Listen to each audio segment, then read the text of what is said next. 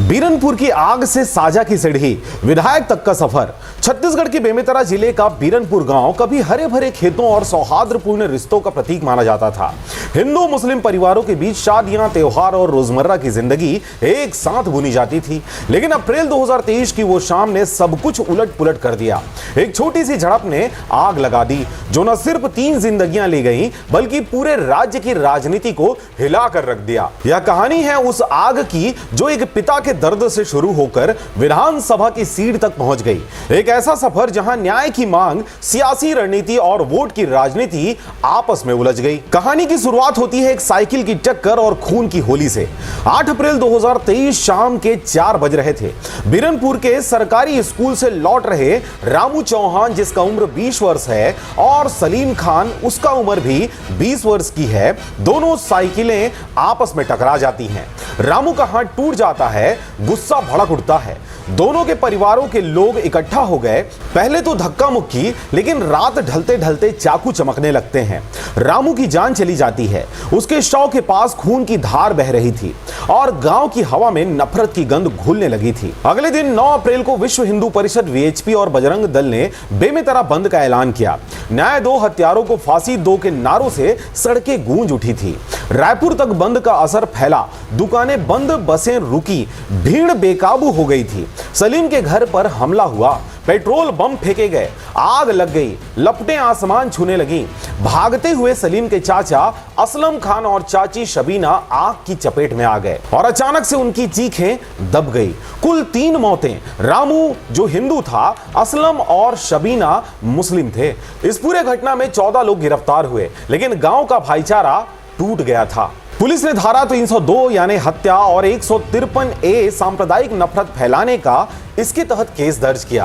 तत्कालीन कांग्रेस सरकार ने मुआवजा दिया 10 लाख रुपए प्रति परिवार और नौकरी का वादा भी किया, लेकिन दर्द कम ना हुआ। रामू के पिता दयाराम चौहान रोज थाने के चक्कर काटते, जबकि सलीम के परिवार वाले डर के साये से घर से बाहर न निकलते। मीडिया में खबर सुर्खियां बटोरने लगती है। छत्तीसगढ़ में पहली सांप्रदायिक हत्या। विपक्षी नेता ने सरकार पर हमला बोला। कांग्रेस तुष्टीकरण करती है, कानून व्यवस्था यहां पर फेल है। दर्द का राजनीतिकरण, बीजेपी की रणनीति यहीं पर समझ में आती है।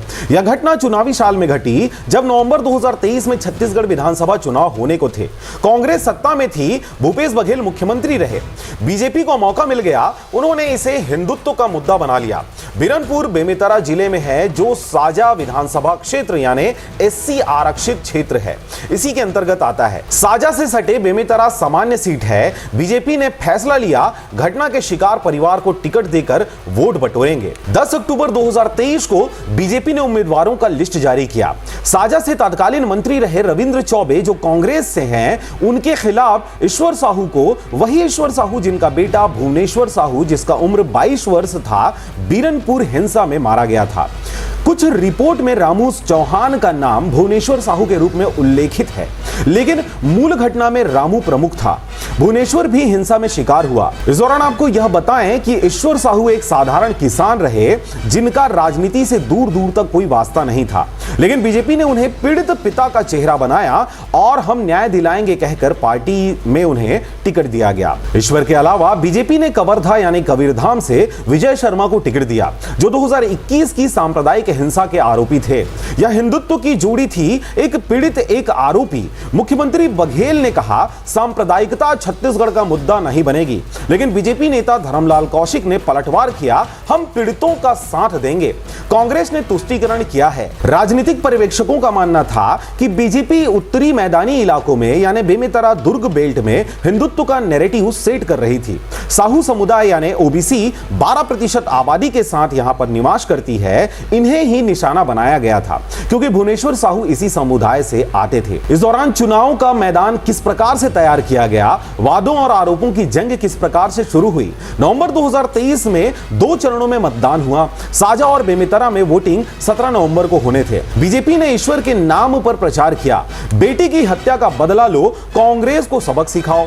ईश्वर की सभाओं में रामू और भुवनेश्वर की फोटो लगी, नारे लगाए गए, जिसने बेटा खोया वो न्याय मांगेगा। कांग्रेस ने अपने बचाव में मंत्री रविंद्र चौबे ने कहा, हमने मुआवजा दिया है, केस तेजी से चल रही है। बीजेपी वोट के लिए दर्द बेच रही है।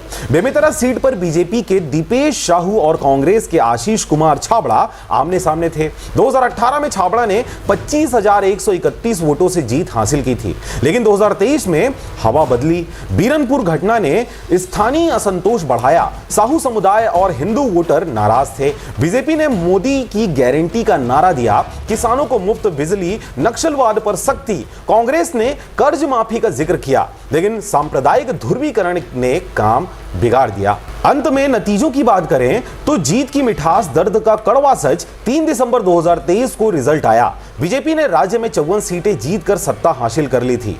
कांग्रेस को महज 35 सीटें मिली थी। साजा में ईश्वर साहू ने रविंद्र चौबे को हरा दिया था।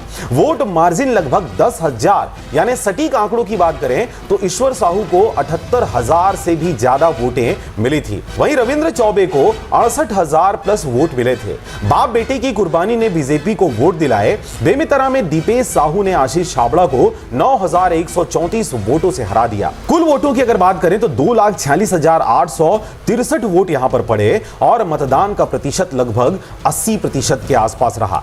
ईश्वर की जीत के बाद गांव में पटाखे फूटे। बेटे का बलिदान व्यर्थ नहीं गया, यह बात ईश्वर साहू ने खुद कहा। लेकिन सलीम के परिवार वाले चुप थे। डर और उदासी में बीत रहा था उनका समय। बीजेपी सरकार बना चुकी थी। विष्णुदेव साय मुख्यमंत्री बन चुके थे। अरुण साव और विजय शर्मा उप मुख्यमंत्री बनाए गए। बाद की कहानी की अगर बात करें तो न्याय की तलाश अब भी जारी है। जनवरी 2024 में ईश्वर ने विधानसभा में सीबीआई जांच की मांग की। फरवरी में सरकार ने सिफारिश की। अप्रैल 2024 में सीबीआई ने केस ले लिया। आज अक्टूबर 2025 तक जांच चल रही है। ईश्वर अब विधायक हैं, लेकिन दर्द वही है। राजनीति जीत गई, लेकिन बेटा वापस ना आएगा। तो आज की कहानी में बस इतना ही। आप देख रहे थे आरजे रमझाझर न्यूज छत्तीसगढ़। मैं था पुखराज सिंह। चैनल को अभी तक आपने सब्सक्राइब नहीं किया तो कृपया चैनल को सब्सक्राइब करें, खबरों को ज्यादा से ज्यादा शेयर करें।